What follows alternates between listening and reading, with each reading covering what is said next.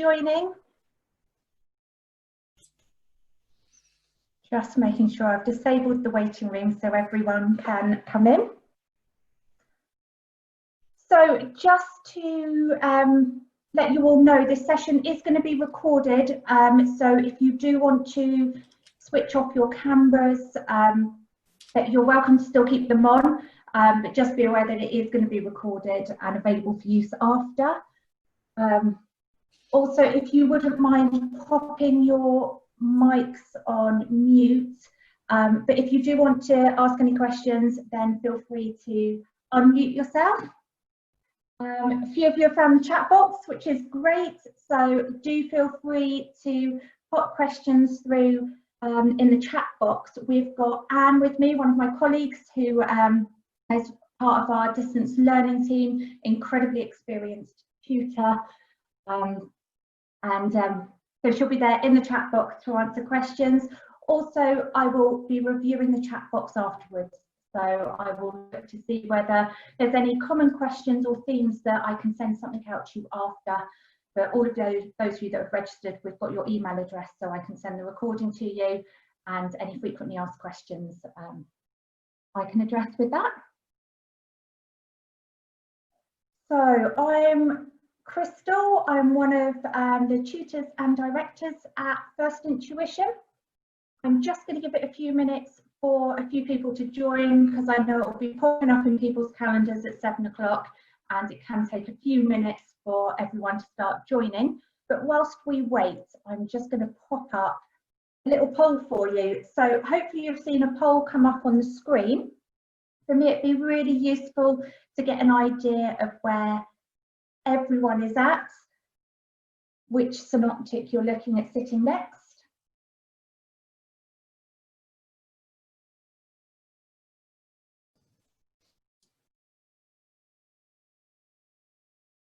Lovely, so we will leave it up for a few minutes, and I am going to give it a few minutes before I'm going to get started. But I hope everyone's been able to enjoy this beautiful weather that we've been having these last few days. I have to say I am melting, and I've also had to shut all my doors and windows to do this session. It's been horrible in the office. Yeah, I could understand. Hopefully you had aircon. I've shut myself in because I have two very noisy dogs, and I don't want them to disturb our session this evening. It does mean that I might be melting though. So hopefully the temperature's dropping a little bit now. Typical. Moment it's too hot, moment it's cold, but I do like to do that. It has been too hot for me.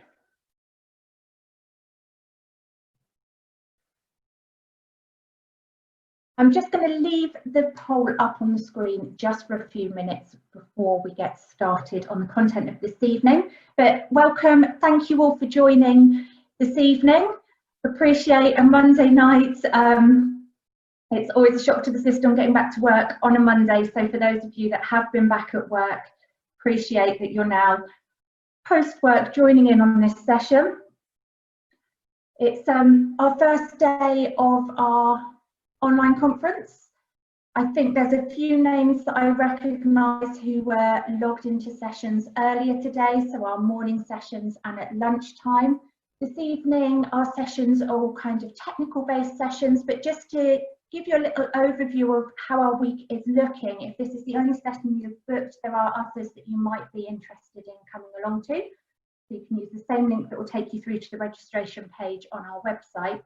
We've got some morning session running, which are all about skills.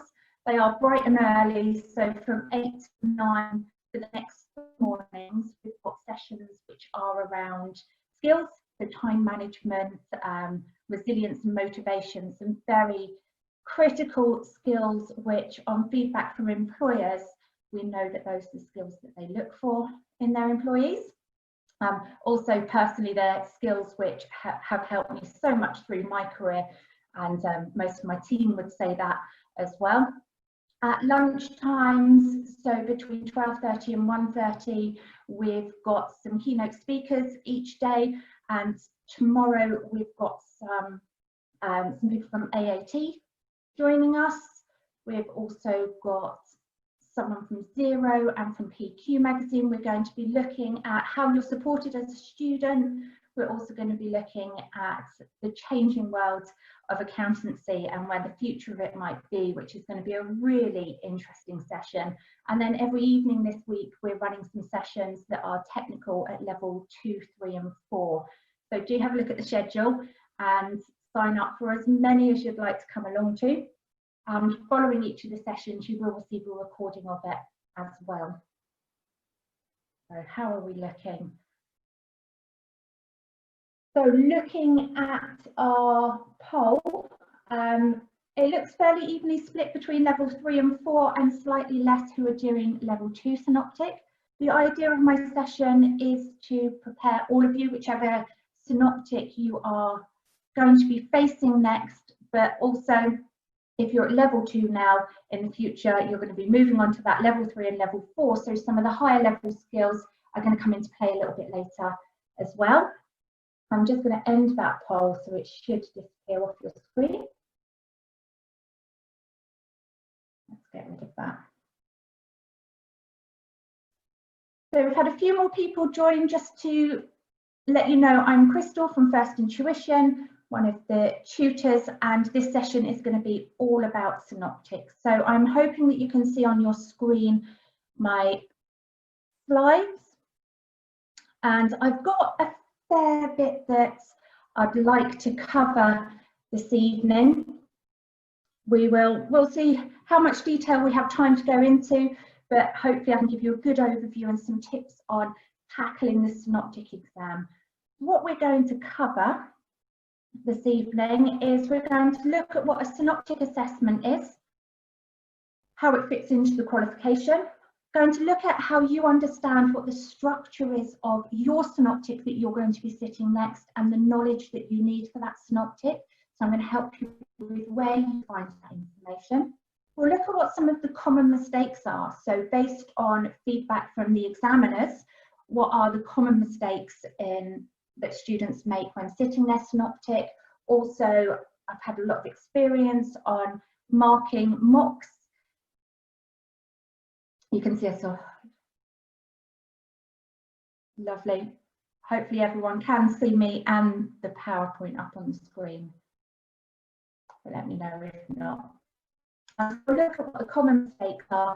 We're then going to have a look at how you tackle written questions. In each of our synoptic assessments at level 2, 3 and 4, we have got some written elements. We're going to have a look at a few areas around those written questions, because that's where the synoptic differs at level 2 and 3 from any of the other exams. And from level 4, all of your assessments will have an element of written content in them. So what I'll be covering will be applicable to those as well. We're then going to have a look at what resources are available to support you in preparing for your synoptic assessment. So point you in the direction of where you can find out some useful resources that can help you prepare. And then we're finally going to have a look at some key points from level 4, level 3 and some study tips. So we'll probably, I might change the order of that and pop the study tips in first. So for those of you that are doing level 2, you don't need to hang around for level 3 and so on for the others. But we'll see how we go. It's just going to be a very brief cover of those areas anyway. So we're going to start with what a synoptic assessment is all about. So a synoptic assessment is where we're testing across a range of areas of the qualification. And each qualification has a synoptic assessment. So level 2 is a qualification, as is level 3, as is level 4. So for each of those accounting qualifications, you do have a synoptic assessment, and it's designed to test across the breadth of the entire syllabus of the whole qualification. And we're going to look at a little bit more detail a bit later where the elements of the units are assessed as part of this synoptic. Some units within the qualification will have their own assessments as well. So advanced bookkeeping at level 3 has its own individual assessment as well as being assessed as part of the advanced synoptic. Some units, however, are only assessed within the synoptic assessment. We'll look at how to make sure that you're well prepared for those units that are only assessed in the synoptic and those that are assessed individually as well. The assessment is designed to draw on a number of elements of your knowledge, skills, theories and techniques. So as we can see up here, you're expected to be demonstrating your knowledge from all the learning outcomes or the key areas of the syllabus. You're expected to be able to apply theories and techniques that you've learned across the synoptic units. And you're going to be demonstrating that you have the skills that have come from those individual units across the whole qualification. Looking in a little bit more detail at what the synoptic means at each level. At level 2, the synoptic is testing across a number of different units. So bookkeeping transactions, bookkeeping controls, elements of costing, and working effectively in finance. Now for these 3, they also have their own individual assessments. Working effectively is only assessed within the synoptic assessment. At level 3, looking across our units, we've got advanced bookkeeping, final accounts preparation, management accounting costing, our professional ethics for accountants and spreadsheets for accountants. So all 5 of those units are tested as part of the advanced synoptic assessment. And these 3 again have their own individual assessments. Spreadsheets and ethics are only tested within the synoptic.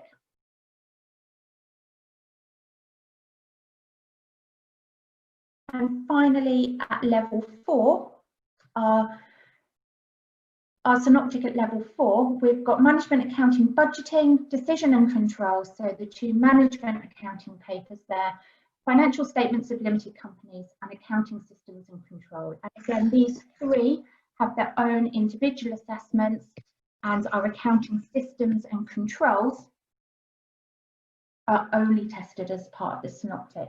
Now, you may have noticed as we've gone through those, there are some units that aren't on those slides because they are not tested within the synoptic assessment.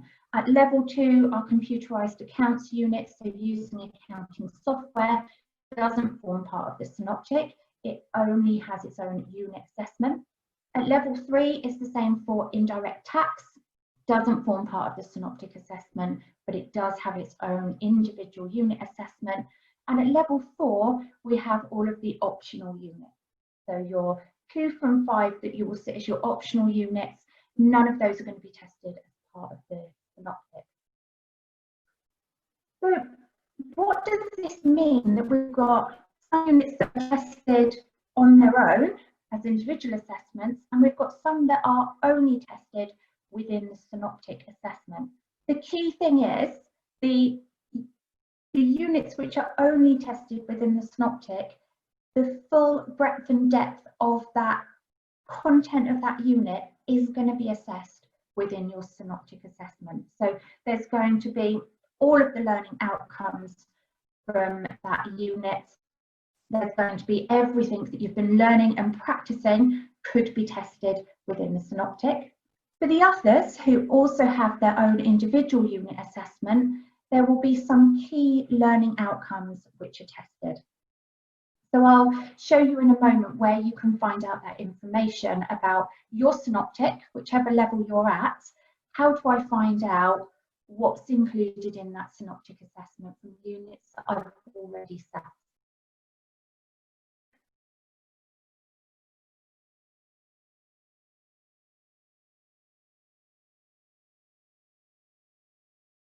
So this is where I'm going to have a look at that. What is going to be in my synoptic assessment? You need to make sure that you know. One of the most important things that you need to do in preparing for your synoptic assessment is you need to know what could I be tested on? What are all the learning outcomes that I could be tested on for this synoptic assessment? So as I mentioned, any unit where it's only attested in the synoptic, that full syllabus content forms part of the synoptic assessment. So for the other units that are they're already tested as their own individual unit, how do I know what elements of those are going to be tested in the synoptic? The way to find this out is to look at the test specification. So I'm just going to show you, if I can do a new share.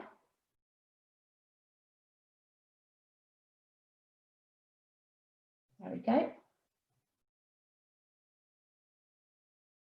Hopefully the screen will have changed for you and you'll now see the AAT synoptic test specification. So just going to show you whereabouts you find out this information. For each one of the qualifications on the AAT website, they publish their qualification specification. If you haven't yet looked at that through your studies, it's a really, really useful document because it outlines all of the learning outcomes from all of the units that make up that qualification. It identifies the purpose and the scope of each of the units. It also lays out the specification on how each of the units are tested. So let's have a look at what we've got here. Just going to move it around my screen so I've got it in front of me. Still shows for you. So within the qualification specification, there's details on every single unit, and right towards the end of each of them, there is the synoptic assessment. And within that synoptic assessment, it gives us this test specification. So it does give us all of the information about the individual units that make it up, but it also gives us this test specification where it identifies for us which learning outcomes from each unit are assessed within that synoptic. And this is really, really useful to know and to understand and to have with you when you're looking at reviewing and revising on those units that you've already set the single unit assessment for. So if you think about, say you're doing level 3, you will have worked through and done advanced bookkeeping, final accounts preparation, you will have done management accounting costing. You may have even done the indirect tax. You will then be working on spreadsheets and ethics, which are only tested as part of the synoptic. By the time you get to this point of view, you've studied through all of those units, it could well be 6, 9, 12, 18 months since you sat that advanced synoptic assessment. And so you are going to need to go back and recap and refresh on your knowledge. But what's really important to bear in mind is what could I potentially be tested on? Where do I want to focus my attention in my revision to make sure I'm well prepared for my synoptic? And this test specification can really help us. With the test specification, it splits down the assessment into objectives. So each task has an objective. So assessment objective 1 is task 1. And as we can see here, task 1 is all about ethics in our advanced synoptic assessment. Task 2, which is assessment objective 2, what is it that it's trying to test me on? So we're given that in this information at the top here. This is what this task is going to be about. It's testing some of the learning outcomes from ethics, but it's also testing a number of the learning outcomes from advanced bookkeeping. So I know in order to prepare for my synoptic assessment, I need to recap and review on these learning outcomes from advanced bookkeeping. And I can look at the advanced bookkeeping detail that's in this qualification specification and make sure that I know what's included in each of those learning outcomes. And also there's some from final accounts preparation. And it goes through each one of the units. The other benefit to looking at this test specification, apart from telling me what I need to revise from my earlier studies for those individual units, it also tells me what things could be tested together in each of these tasks. So, for example, we've got this assessment objective 3 here. So task 3 in Advanced Synoptic. This is going to test ethics for accountants, but it's specifically going to be testing recognising how to act ethically in an accounting role. That is going to be combined with knowledge about final accounts preparation. So this is telling me it's going to be looking at how I act ethically within these areas of final accounts preparation. And then we have the same for each of them. And this is available for levels 2, 3 and 4. Oh, is it not scrolling down? Thank you. Let me see if that works if I move it to the upper screen. There we go. So there's assessment objective 3 that I was talking about there. So at the top here, what this task is going to be all about. Lovely. That's because I was moving it around my screen, so I won't do that again. And then there we can see which one of the ethics it's looking at, and then all of those learning outcomes from final accounts preparation that it would be combining, that it would be linking together. So it gives us that understanding of how these different topics from different units are linked together and are tested as part of the synoptic.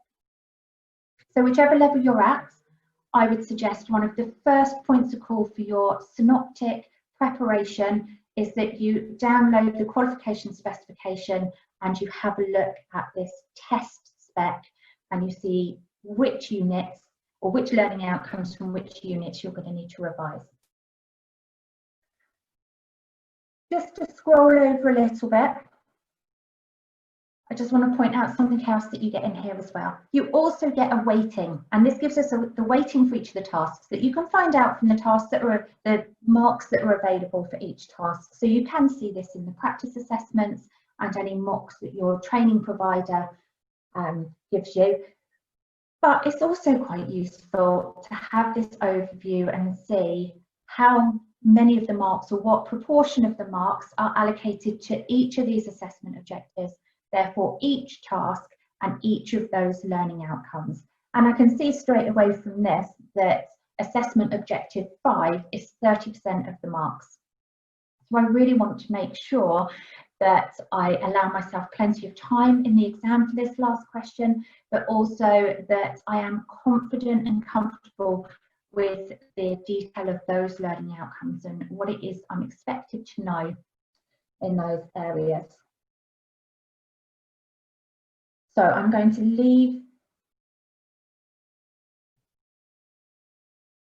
leave the test specification there and come back to a little bit more of how we find out about our synoptic assessment in order to help us prepare for it.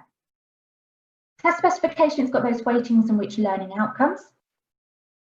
Understanding the knowledge from all of those units that are required. So knowing which units are tested and which learning outcomes from those are tested, then looking at the detail to understand what is it that I need to revise. One of the common comments made by the examiner is that there is a lack in technical knowledge and understanding, and this just comes from not being prepared enough by going back to those units and revising that technical content and technical knowledge. You also need to make sure that you understand how each of those other units are tested in context of that core unit. So I've used an example here of ethics and spreadsheets. So for the level 3, we've got spreadsheets and ethics that are only tested in that synoptic. The other units, we need to understand how is that going to be tested in the context of ethics and spreadsheets. At level 2, the working effectively is only tested in the synoptic. So those other units, the knowledge from those, how could that be tested? How does that fit in the context of working effectively in accounting and finance? And at level 4, it's our accounting systems and controls. So that knowledge from those management accounting papers and our financial statements of limited companies, that knowledge, how could that be tested within the context of the accounting systems and controls? You have to consider the link between those topics, that knowledge, because it will be holistically tested in the Synoptic. The other thing about the Synoptic assessment is there is an element of extended writing. So make sure you know where the extended writing tasks sit. Use the practice assessments to help you identify that. Which of those assessment outcomes have a written task? Because if there's a written element to a task, I have got to make sure that in that area my knowledge is good, I'm able to apply my knowledge, I'm able to justify, and I'm able to make recommendations in that area. We're going to have a look at extended writing tasks. We're also going to have a look at the types of verbs that could be used in questions. Another place, as well as looking at the practice assessment, is for some, there will be a sample assessment and mark scheme on the AAT resources in your learning portal, and that also gives you a guidance on where those written tasks will be.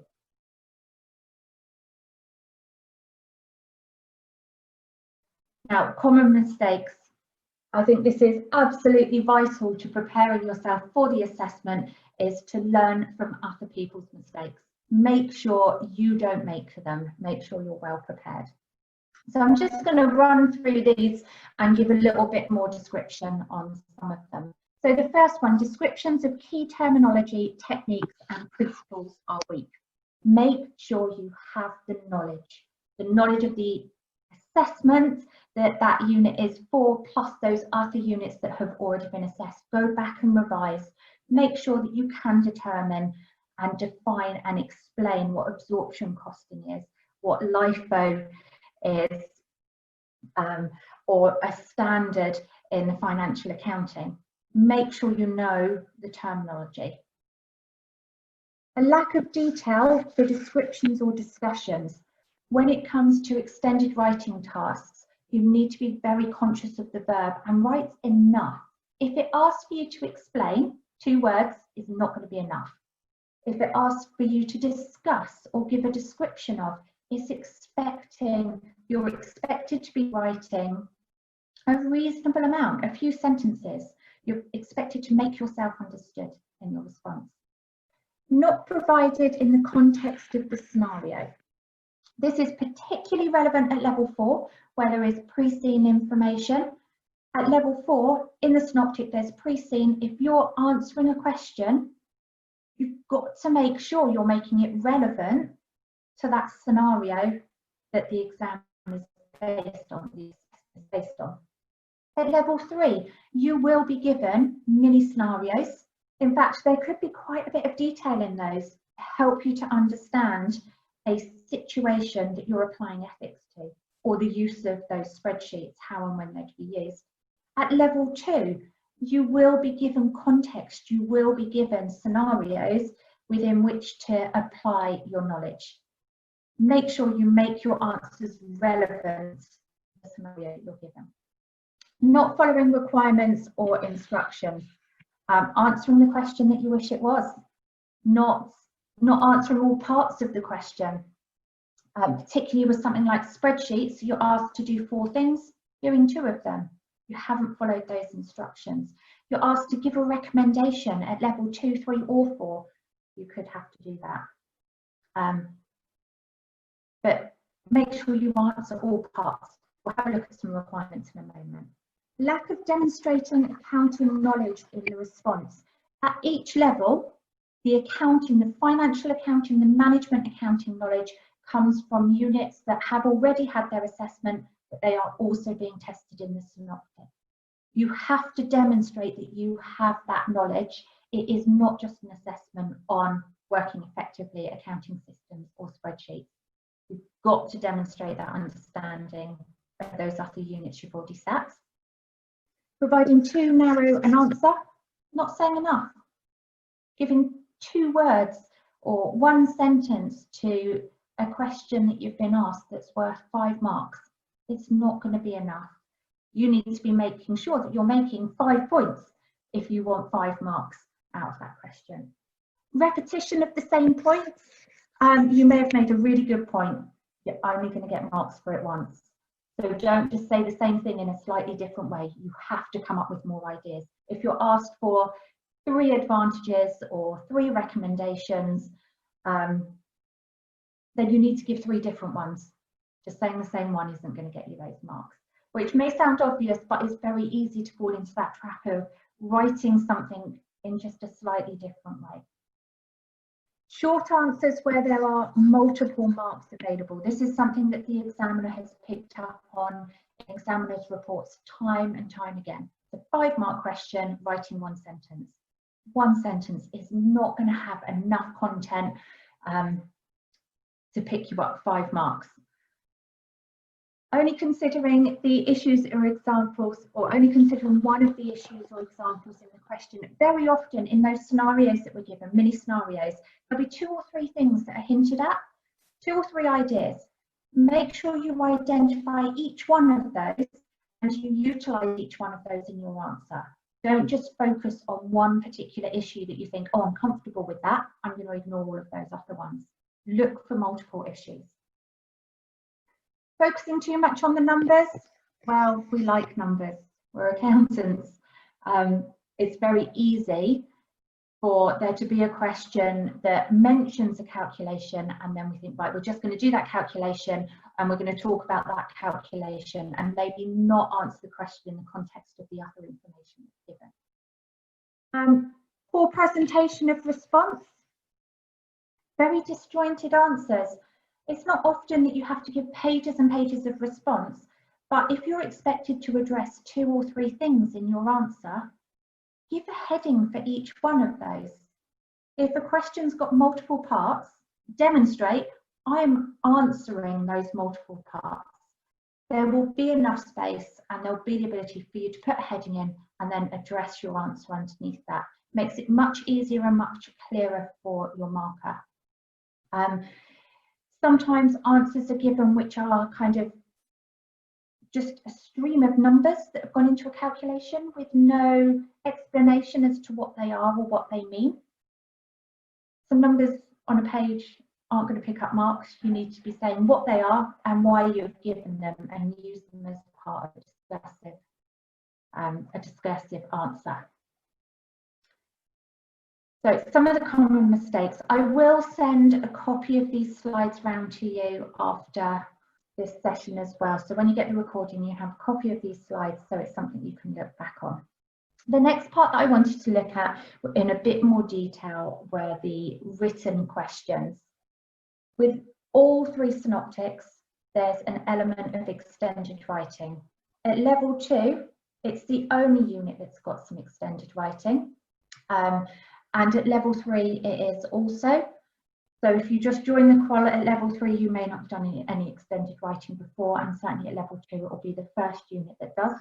When you get to level 4, all units have got an element of extended writing. So what we're going to look at here will be applicable to all of those. What we're going to look at is 3 things, and these are 3 important things that we need to make sure that we're prepared for with our extended writing tasks. First part is interpreting the question requirements. What is it actually asking me? What does it want me to do?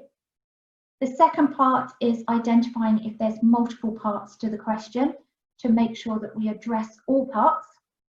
And then finally, what is the command verb?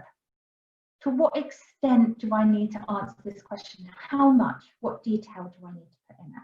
So all of these are very closely linked together, and they're 3 things that you should be considering when you're answering the extended writing task.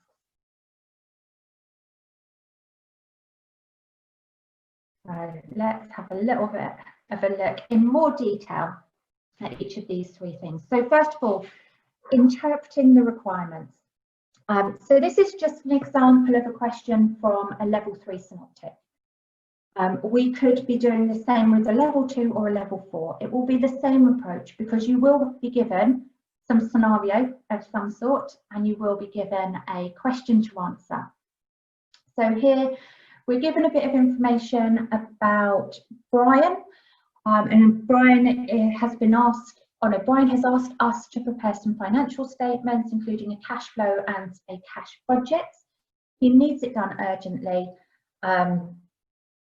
It's pointed out to us that to get a loan, it's really important for the survival of the business, and if this doesn't happen, people's jobs are at stake.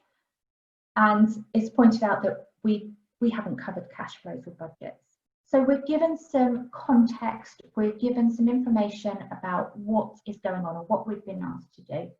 And our requirement is to explain the ethical issues that we face as a result of Brian's request.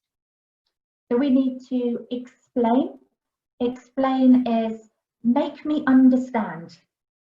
It's not state, it's not identify. State or identify would be a couple of words. It is to explain. So I don't know what's going on. I don't know what this question is all about. Explain it to me. Make me understand the ethical issues. Second thing to point out from this requirement is its issues. There's an S on the end of there. It's not just asking to explain the ethical issue. It's saying you need to be telling me about a few things or a couple of things that are going on here. One isn't going to be enough. The next part is, in your answer, refer to the conceptual framework of principles, threats and safeguards that come from the Code of Professional Ethics. It's giving us another part of this question. It's saying you need to justify what you are saying by referring to that Code of Ethics. Where does it come from? What's the terminology? What are the words? Just explaining the ethical issues and not referring to the framework of principles is not going to pass this question for us. Just stating an ethical issue and saying this is an issue with confidentiality, that isn't enough. It needs to be explained. So make sure that you read the requirements and you consider, what am I being asked to do? You're better to spend a few minutes reading and rereading the requirement to make sure you really get what you're asked to do, than skimming through it and just making a start and thinking that you know what you need to be answering. So identify key points from the scenario. As we went through that, I kind of mentioned a few things that you can see underlined in blue there. Requirements, what am I being asked to do? Stop and think about it.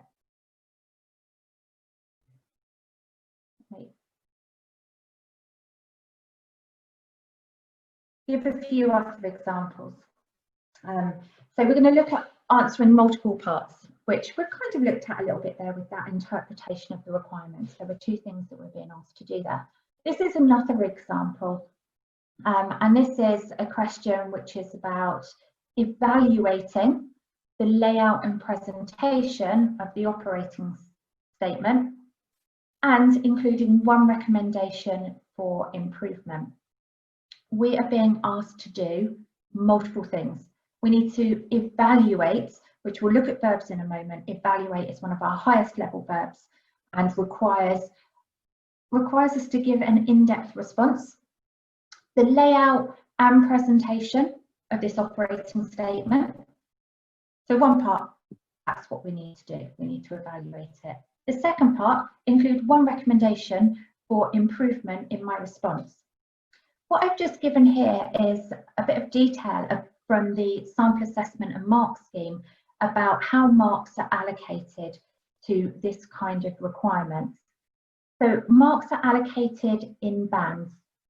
And as we can see here, these first two bands, so one, there's nothing said on either part that's worthy of credit. On the second part, there's no recommendation given. If you don't give a recommendation, if you don't answer both parts of this question, you are limiting yourself to 2 marks out of 7 at best.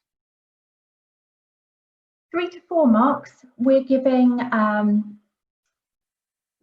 bit more information. We're getting higher marks because we're demonstrating a good understanding of the operating statement. We're giving a detailed assessment, being asked to evaluate, and we're giving a recommendation for improvement. We're answering both parts, and we're answering the part in detail. This is just giving a recommendation. So not going into detail, justifying our recommendation is limiting us to 3 to 4 marks. If we look at what the higher marks would be gained for, that would be for an answer that gives a comprehensive assessment of the presentation and layout of that operating statement, gives relevant points as evidence for the judgment. So it refers back to the information that's given and uses what was given in the scenario in the question to back up what's being said. And the recommendation for improvement is well justified. If you're ever asked for a recommendation, you must give your reasons why. If we're asked for an opinion in the workplace, if we're asked for some help to make a decision in the workplace, we don't just give our response and say, you should do A. We would say, you should do A because, in my opinion, and we'd give the reasons why we're suggesting A. We need to make sure that we do that in the exam. So if you're asked to present information, if you're asked to give a recommendation, make sure you're justifying it. So multiple parts, you will, if you only answer a limited number of those parts, you will really limit the number of marks that you can get, and it will be less than half of the marks that you're limiting yourself to at best. A couple more examples here of where there are multiple parts to a question. We're being asked to assess 2 parts of a proposal and recommend an alternative for both proposals. 4 things we're being asked to do there. 2 proposals and 2 recommendations. All parts must be answered or we're going to limit ourselves to less than half those marks. Part B, here, outline 1 analytical method of evaluating internal controls in this area, and we've got an and here. If there's an and in a question, there's more than 1 part, and how you would apply it. What is it and how would you go about applying it? So 2 things being asked for in that part as well. Get into the habit of considering how many things am I being asked to do, making sure you give yourself enough time to answer all of those parts in the exam, and make sure you're kind of mentally ticking off, have I answered all those things that I've been asked for? This is an example from, which was this an example from? I've been level 2, I can't remember, but this is another example where multiple parts. So we're being asked to address all points that have been raised. 3 points have been raised. One's a description, another one's a summary, and another one's an explanation. We're being asked to do very different things with each of those. Our responses to each of those should be different in depth and length of our answer as well, making sure we're answering all parts there. So we've looked at, from the written questions, the interpreting the requirements, identifying multiple parts, and I said we would touch on verbs. Verbs are really, really important. What am I being asked in this written response? How much detail do I need to give? How do I structure my response? What is it that I need to provide in order to get the marks in this question? And as you can see up on the screen here, there's a whole range of verbs that you could see in a question requirements. Some of these are certainly more likely at level 4. So evaluate, discuss, analyse. They could still come up in level 3 though, probably not so much in level 2, although evaluating on a small scale is possible. It would be more in relation to a technique than a kind of business scenario at level 2. But identify, describe, explain, compare, those could be asked in any question in this exam. Think about what command verb you have been given and make sure your response matches it. I have put on the slides here a description of all the command verbs. I'm not going to go through them all. I'm just going to pick up on a couple, but I am going to send this to you so that you've got this that you can refer back to. The AAT also have some really good resources on their website about written skills, and there's some e-learning to take you through applying some of these verbs specific at each level. So which ones should we have a look at? Explain. Explain is one of those verbs that I have a little bit of a bee in my bonnet about. The question asks for an explanation, and I read an answer that's a line, it's a sentence, it's a statement, it's an identify, it's not an explain. Explain is make me understand. So you need to be thinking that when you're writing that response. I need to make my marker understand. They need to understand what it is that I'm saying here, what it's about, why it's relevant. Another one, analyze. Analyze is another great verb. Analyze is about separating the information into separate parts and identifying the characteristics. Analyze, break it down for me. Tell me about each part of it. Tell me about each thing. What does it mean? What are its characteristics? What's its value? What does it mean in the context of the question and the scenario that you've been given? What else have we got here? Recommend. Recommend is to put forward a preferred option or a course of action. If you are asked to make one recommendation, you must make one recommendation. Don't say, oh, well, you could do A or you could do B. Don't sit on the fence. Say, I recommend that you do this. But you must explain why, justify it. You should do this. My recommendation is because, or my recommendation is you should take this action, and then give that justification. Why should they take that action? What information can you use from the scenario in order to back up why you think that's the right option for them to take?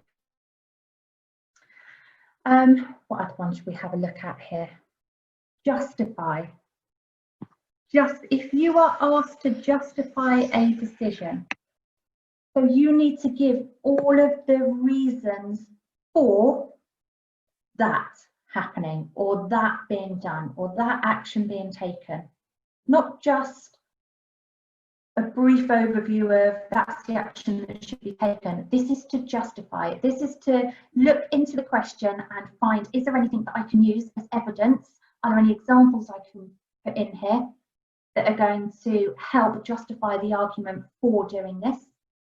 You're trying to convince me, you're trying to tell me, convince me why that's the right thing. Is there any knowledge that you have that you could explain through this justification that will give those reasons for why it's the right course of action? The command verbs are really important. Make sure that you consider what the command verb is in the requirement, and make sure you know what that verb means. What does it want? What does it want you to do? So just some examples here. Evaluate, high level. A low level response is purely stating, that's not evaluating. Detailed assessment, that's a bit closer to evaluation. Comprehensive assessment, now that is evaluating, so therefore gets the higher level marks. So we will leave the command verbs there, but a really vital part of your preparation for your synoptic assessment at any level that you're going to be taking. Resources that are available. So this is just where you should be looking for those resources to help you prepare. The AAT have got their per unit study resources. So on your learning portal, going back to those units that you have already sat the single unit assessment for, going back to those and redoing the e-learning, having another go at some questions from the practice assessments, doing the green light test, revising and recapping on those areas that you've already studied. There are specific AAT resources that are for the synoptic assessments. So there is e-learning on the writing skills, so for those extended writing tasks. There's also e-learning that's specific to the Synoptic Assessment.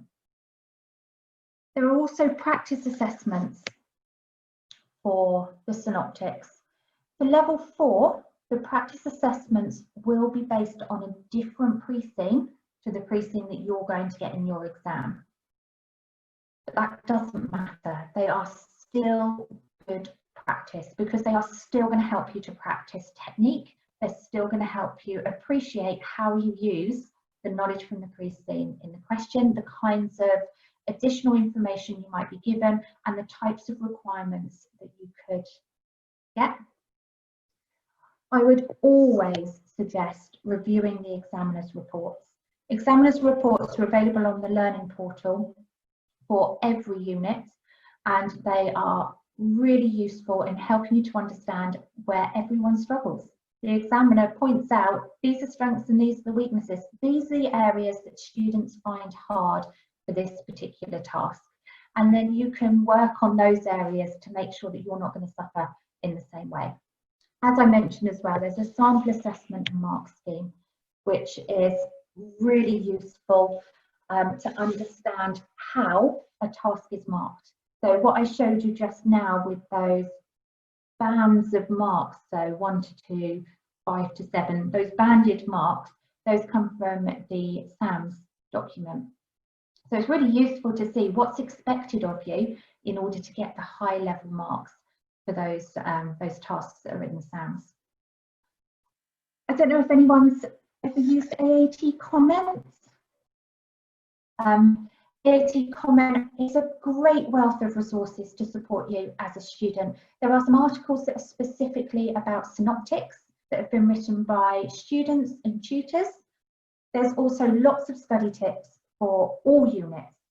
And there's also resources there to help you with your studies. I don't know if anyone's come across the flashcards that they have on the AAT comment study resources. You can download those for budgeting, decision and control, and use those to test your knowledge.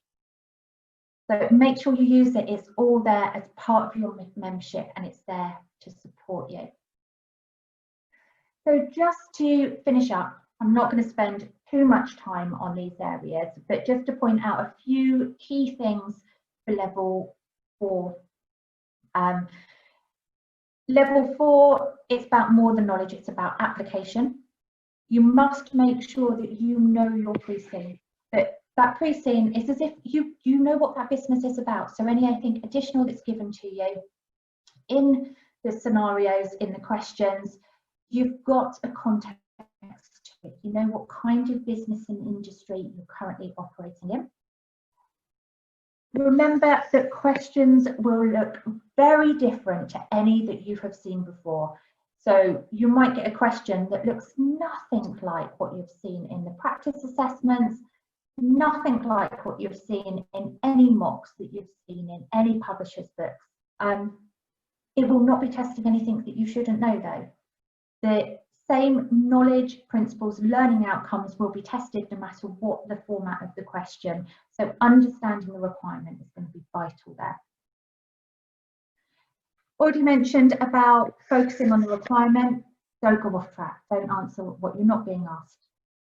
Make sure you only answer what you're being asked. Use evidence from the scenarios to justify your points, and make sure that you are able to do all of these things, whatever you're being asked in the question: define, explain, justify, give an example, illustrate your point. If you've got a question that's worth more than a couple of marks, just giving a definition isn't going to be enough. You're going to have to explain it. You're probably going to have to illustrate your answer with some examples. If level 3 is your synoptic that's coming up, make sure you have a review of the guidance document that's on the AAT Learning Portal. That tells you about what to expect when you go to sit your exam. Tells you about how the functionality is going to work when using spreadsheet software alongside Secure Assess for your assessment. Practice. using doing the practice assessments with the booklet on the screen, but you're not going to have it printed out alongside you, but you are just going to be using the computer screen as part of your answer, or in order to do your answers. So practice that. Don't print everything out. Put yourself under the same pressure that you would have in the exams. For ethics, make sure you have a good technical knowledge. Good technical knowledge is key, but you must be able to apply that knowledge to scenarios that you're given, and that's only going to come from question practice. Practice the written elements in relation to ethics and make sure you are writing enough. If it's 5 marks, 1 sentence, not enough. You need to make sure that you're giving enough detail. For spreadsheets, one of the points has been made numerous times by the examining team that there's a lack of accounting knowledge. Revise, recap, and understand how spreadsheets support us as accountants, how they do those things that you've learnt in your advanced bookkeeping and final accounts prep. Make sure you know the functionality, and finally, always read the requirements. What are the instructions? Follow through all of them.